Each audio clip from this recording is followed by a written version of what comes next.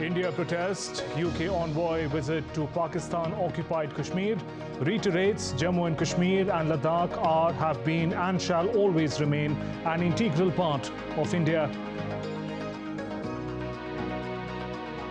In Taiwan, ruling party's Lai Ching-te wins the presidential elections. Main opposition party candidate Ho Yui concedes defeat. US launches fresh strikes at Houthis' radar site in Yemen. United Nations Secretary General urges countries to avoid escalation in the Red Sea.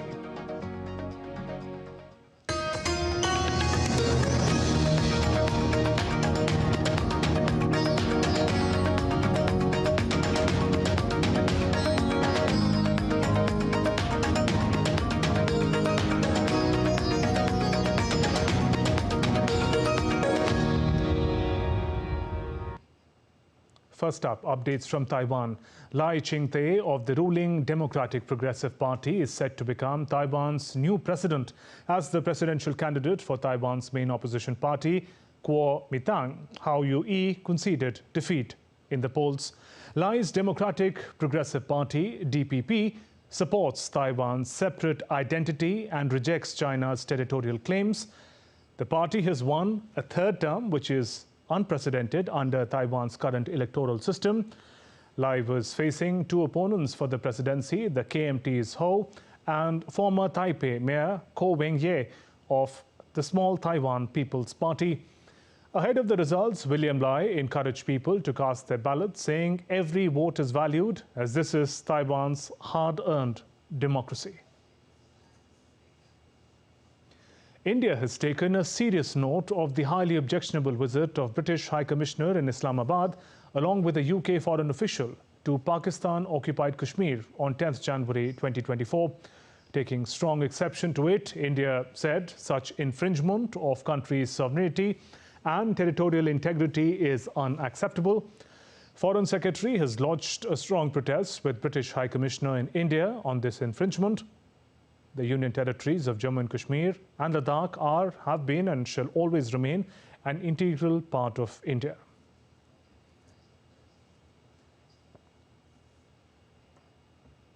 In the latest update from the Russia-Ukraine conflict, Ukraine suffered a large Russian missile attack in early hours on Saturday, while its air defenses were able to down a far lower proportion of them than usual. According to Ukraine's Air Force, Russia launched some 37 missiles and 3 drones. 8 missiles were downed. It said in a statement there were no details on the targets of the strike.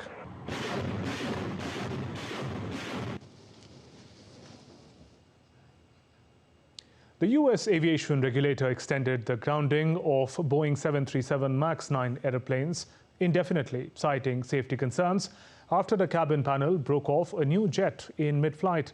Both United Airlines and Alaska Airlines have cancelled flights until Tuesday as the Federal Aviation Administration mandates additional inspections before allowing the Boeing 737 MAX 9 jets to resume operations. On Friday, the Federal Aviation Administration said that 40 planes must be re-inspected. After that, the agency will review the results and determine to allow the MAX 9s to resume flying. Updates from Ecuador. The police and the army of South American nation have stepped up security operations nationwide following a dramatic increase in violence this week. Over 20 people have been arrested by the armed forces in several raids so far. The Noboa administration has meanwhile asked lawmakers to weigh an increase in value-added tax to finance efforts to combat crime gangs. Ecuadorian president visited the television station TC in Coahuila, which was stormed on Tuesday by an armed group during a live broadcast. A dramatic spike in violence this week, including the on-air storming of a TV station, the hostage-taking of 178 prison staff by inmates, and the kidnapping of police officers, appear to be a response by gangs to President Daniel Noboa's plan to tackle dire security situation. Let's scan through some news from across the world. Denmark prepares for new king's coronation as Denmark's Queen Margaret, Europe's longest-serving monarch, will abdicate on Sunday after 52 years on the throne. The Queen to Denmark became the longest-serving monarch in Europe following the death of Britain's Queen Elizabeth II in September 2022. Japanese pray for New Year Day earthquake recovery by performing an annual ice bath ritual despite freezing temperatures to purify the soul and pray for the healing from the tremor that jolted the nation, causing severe damage. The Academy of Television Arts and Sciences hosted a behind-the-scenes look at the upcoming 75th Emmy Awards on Friday in Los Angeles. This year's show to be hosted by American actor and comedian Anthony Anderson. The 75th Emmy will be boasting a recreation of iconic conveyor scene from the famous 1952 sitcom serial I Love Lucy.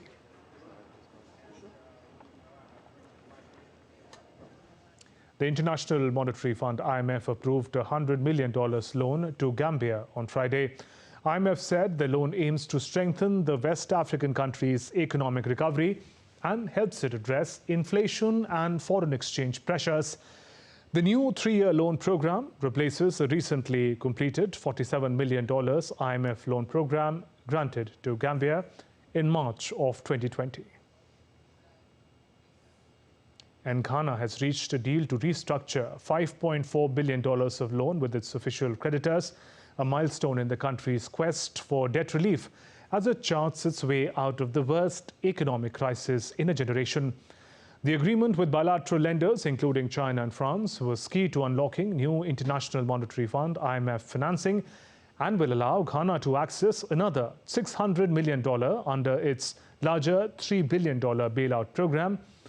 The West African country, which defaulted on most of its overseas debt in December 2022 after debt servicing costs soared, restructured most of its local debt, also needs to reach a deal with private holders of about $13 billion in international bonds.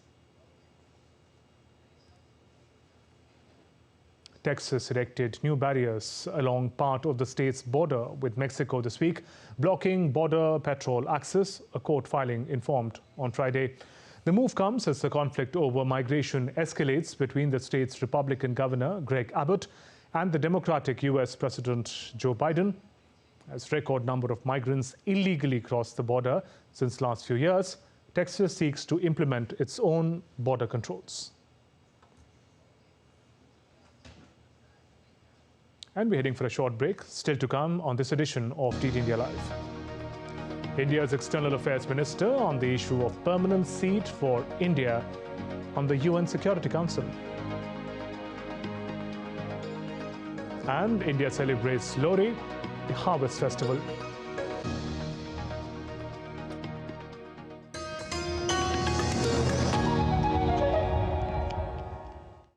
His experience has been at the Vibrant Gujarat Global Summit and also the relationship that Mozambique enjoys and shares with India. PM is a friend of mine, and this is helping a lot ourselves to facilitate the relationship between my country and India. I want to thank the government of India and also the people, because the solidarity what we are receiving always phenomenon is very big. I am receiving every month bottle of achar from PM Modi.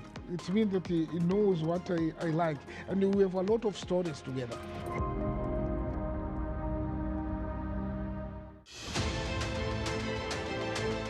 We are taking a close look at a seminal rivalry in West Asia or the Middle East, the undeclared war between Iran and Israel. These two major powers, both of which have strategic partnerships with India, but have been at loggerheads, and the tensions that flare up between these two countries can set the whole region in flames. Israel became a nuclear power, even though undeclared. But Iran has been trying to, and many people say that it has already acquired sufficient expertise. Expertise it has. But whether it has the weapon systems or not, one does not know. So they tried to build up their arsenal, both of missiles as well as for the nuclear capable platforms. which is what gives a fear to Israel as well. Israel does not want Iran to become nuclear.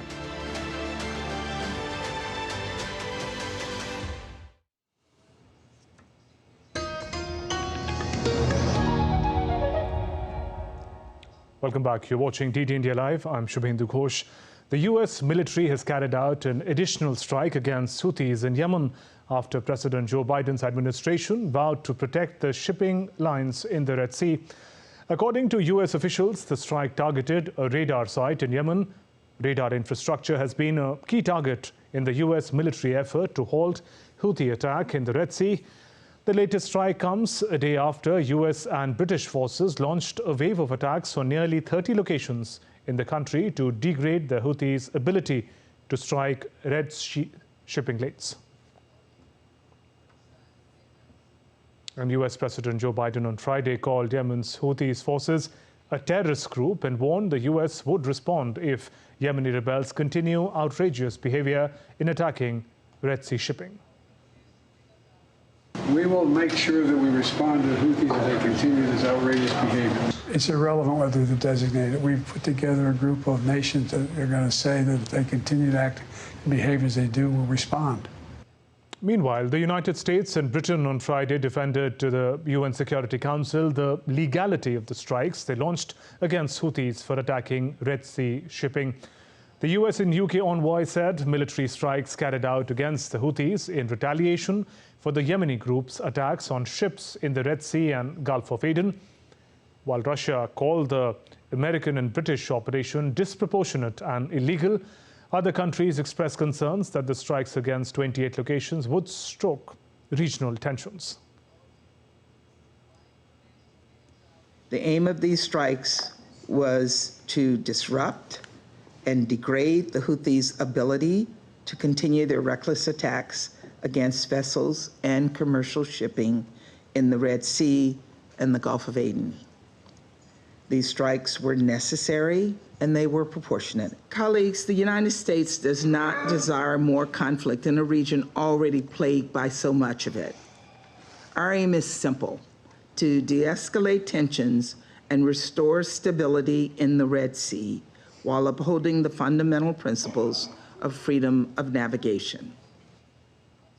The attacks by Houthis on vessels in the Red Sea must stop. We have made this clear to the Houthis, and we call on them to de-escalate. The United Kingdom is committed to continue working with the international community and this Council to combat this international threat. We have published a summary of our legal position on last night's strikes and have reported to the Council in writing in accordance with Article 51 of the UN Charter. And United Nations Secretary General Antonio Guterres urged countries to avoid an escalation in the situation in the Red Sea. His spokesperson said on Friday after Washington and London launched strikes on Yemen's Houthi rebels. We are just extremely worried about the risks and the greater risks of escalation of this. The Secretary General further calls on all parties involved not to escalate even more the situation in the interest of peace and stability in the Red Sea and the wider region. Furthermore, the Secretary General stresses the need to avoid acts that could further worsen the situation in Yemen itself. He calls for every effort to be made to ensure that Yemen pursues a path of peace and that the work undertaken thus far to end the conflict in Yemen should not be lost. And DD India correspondent Trent Murray is joining us live now from Tel Aviv with more updates on the story. What is the latest that you can share with us from Yemen and the Red Sea region in the aftermath of the fresh strikes by the United States?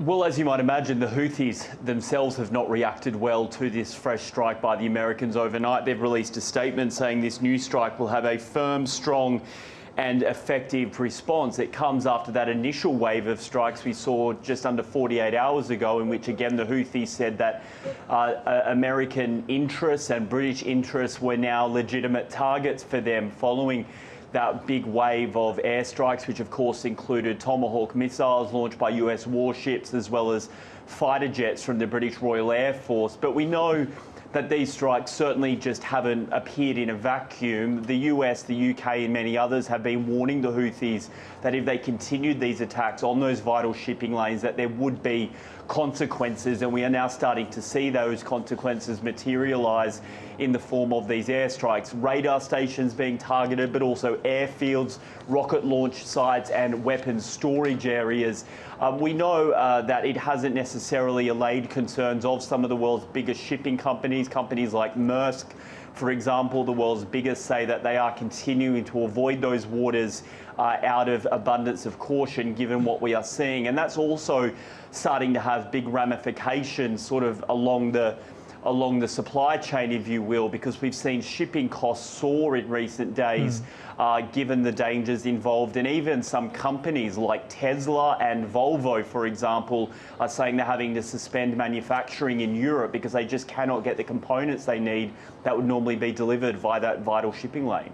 And Trent, given the interconnected nature of the motives, what are the real risks of escalation in West Asia amidst operations in Yemen and Gaza? Well, look, I would put it this way. I think you would struggle to find a diplomat right now in this region who wouldn't say that they're concerned about this spiralling out of control into a wider war across West Asia. And that is because, as you say, this is all interconnected. And what connects them all is Iran. The Houthis are part of what is known as the axis of resistance. That is how they describe themselves. And it's a connection of groups that include Hamas in Gaza, militant groups in Syria and Iraq, and also notably Hezbollah up on the northern border here in Israel, in Lebanon. And there is a real push right now by Western diplomats to try and ask Tehran to rein in these militias that are causing flashpoints right across this region, because, as I say, the concern is that the longer this goes on, the more strikes that take place, that this really could escalate into a regional conflict, which of course would have just devastating impacts on people living in West Asia. Trent, thank you for joining us with those updates. Moving on Saturday, India's Foreign Affairs Minister S. Jaishankar attended the Manthan Town Hall meeting in Nagpur city of Western state of Maharashtra. Responding to a question about permanent seat for India at the UNSC, Jaishankar said, and I quote, "With each passing year, the feeling in the world is that India should be there, and I can feel that support." With each passing year, the feeling in the world is India ko hona chahiye. I can feel that support. You know, like in many cases, you have to continue. You have to persevere. Like, you know, the world does not give things easily and generously. Kabhi-kabhi lena bhi padta hai. And on being asked about India-China relations, Foreign Minister Jaishankar said, until China finds a solution on the border issues, it should not expect that the rest of the relations will go on in a normal manner. मेरे जो counter part हैं उनको समझाया है कि जब तक आप बॉर्डर में इसका कुछ सलूशन नहीं निकालेंगे और अगर ये आमने सामने फोर्सेस ऐसे ही रहेंगे और उस तनाव रहेगा, तो आपको ये अपेक्षा नहीं रखनी चाहिए कि बाकी रिश्ते जो हैं वो माने नॉर्मल तरीके से चलेंगे, वो असंभव है. Microsoft has overtaken Apple to become the world's most valuable publicly traded company for the first time since 2021, after Apple shares made a weak start to the year on growing concerns over demand. Microsoft shares have risen sharply since last year due to the company's early lead in artificial intelligence. Microsoft's stock closed 0.5% higher, while Apple shares closed 0.3% lower. Wall Street is more positive on Microsoft as the company has no sell rating, while Apple has 2 sell ratings. India's Defence Minister Rajnath Singh approved a proposal to launch a group insurance scheme for casual paid labourers engaged by Border Roads Organisation for the ongoing project works. The scheme will provide the insured value of $1 million as insurance in any kind of death to casual paid labourers' family or next of kin. Defence Ministry said the scheme will serve as a social security and welfare measure to the labourers who are working in remote and far-flung areas of the nation. And now we get you some special stories from Ayodhya.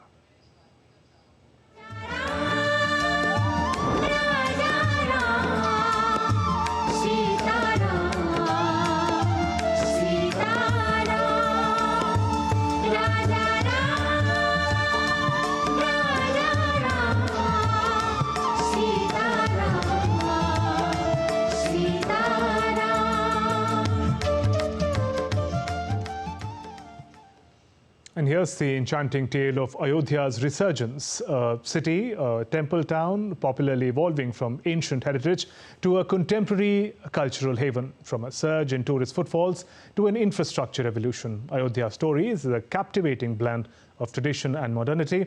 Our correspondent Taposh Bhattacharya gives us more in this report.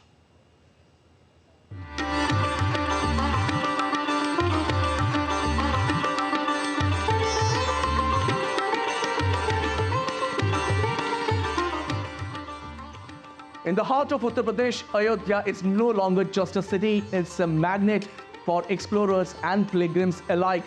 Let's embark on a journey to uncover the remarkable transformation that's turning Ayodhya into a beacon of culture and connectivity. Tourist surge. Ayodhya witnessed a staggering influx of tourists in 2023. For every 15 visitors to the state, one set their sight on Ayodhya. From 2 lakh in 2017 to a phenomenal 2.03 crores in 2022. Ayodhya's allure saw many-fold increase. In 2023 alone, the city welcomed 6.3% of Uttar Pradesh's total tourists, making a turning point in its tourist landscape. Infrastructure revolution. As Ayodhya's popularity soars, the city is undergoing a revolutionary makeover. Aiming for a projection of 4 crore visitors annually by 2031, the government invests over 80,000 crores. The recently inaugurated airport and the railway stations are keystones, seamlessly blending cultural motifs with modern functionality. Aesthetic enhancement. Beautification isn't limited to the structures. Ayodhya's roads, including Ram Path, Bhakti Path, and Sri Ram Janmabhoomi Path, are widened and adorned, reflecting the commitment to elevate the city's aesthetics. The transformation extends to the ghats, with Guptar Ghat now a hub of water sports, temples, and cultural shows. Connectivity and facilities. Enhanced road connectivity and thoughtful amenities ensure a seamless experience for residents, pilgrims, and tourists. Multi-level car parking, 2,000 public toilets, and efficient transportation options like buses and golf carts are testimony to Ayodhya's dedication to providing a world-class experience. The cultural fusion. Ayodhya's metamorphosis isn't just infrastructure, it is harmonious blend of culture and recreation. From sound and light shows narrating the Ramayana to proposed boat rides on the Saryu River, Ayodhya aims to be more than a destination. It aspires to be an unforgettable experience. Ayodhya, where every step echoes with history, welcomes you to witness its revival. Join us in this cultural symphony and experience Ayodhya, a city reborn with tradition intact and future embraced. With camera person Sanjay Jaina, this is Taposh Bhattacharya for DD India from Ayodhya. Indian Minister of Civil Aviation Jyotiraditya Scindia said Ayodhya Airport was completed in a record time. He also added by 2040, 8 to 10 cities will have capacity of double airport. The airport was completed in a record time, from groundbreaking till inauguration by Prime Minister. It was constructed in a matter of 20 months. And it was constructed by Airports Authority of India. And therefore, the government sector today is making sure that they complete projects before time. Goa is the first city airport to have 2 airports.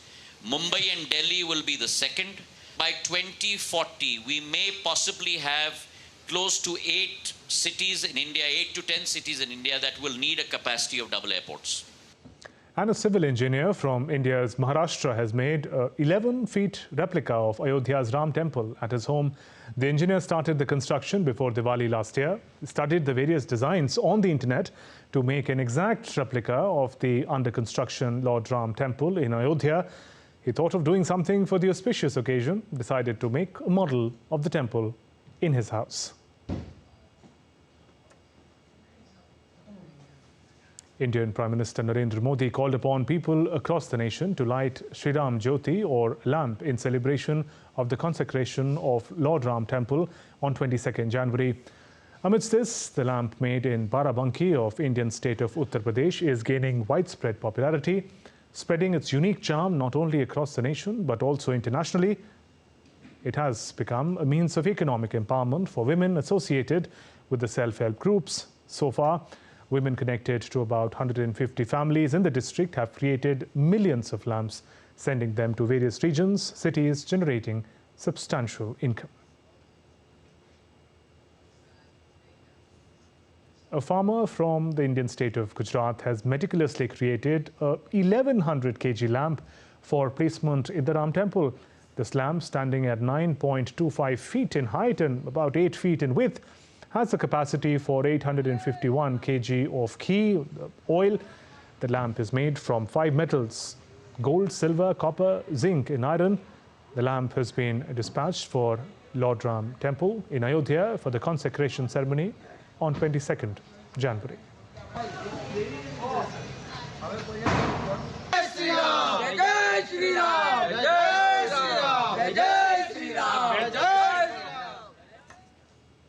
And echoes of Lord Ram's name is being heard everywhere as preparations for Ram temple in Ayodhya are in full swing.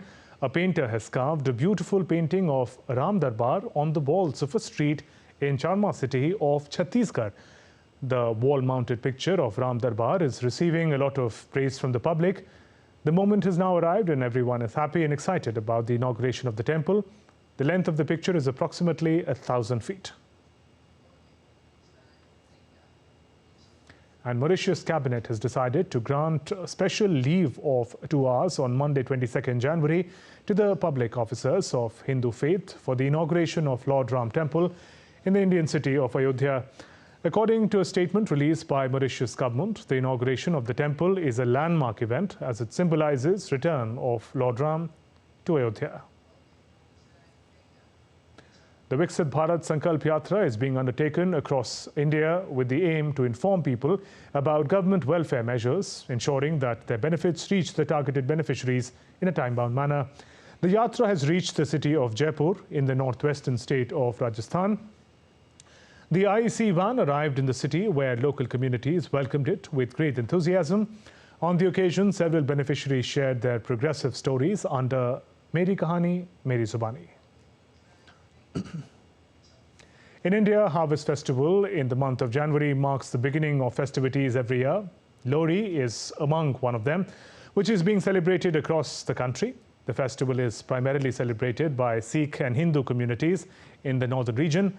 The occasion typically includes gathering with family, friends to enjoy traditional food, folk music and dance. Lohri is the point in time when the earth is closest to the sun. Hence, the festival marks receding of winters and the beginning of a new harvest season. And that's all for this edition of DD India Live, but let us know your thoughts on the news of the day. You can connect with us on Facebook, X and Instagram. We'll be back with more news as it breaks on DD India. I'm Shubhendu Ghosh from all of us here in Delhi. Thanks for watching DD India Live. Namaskar.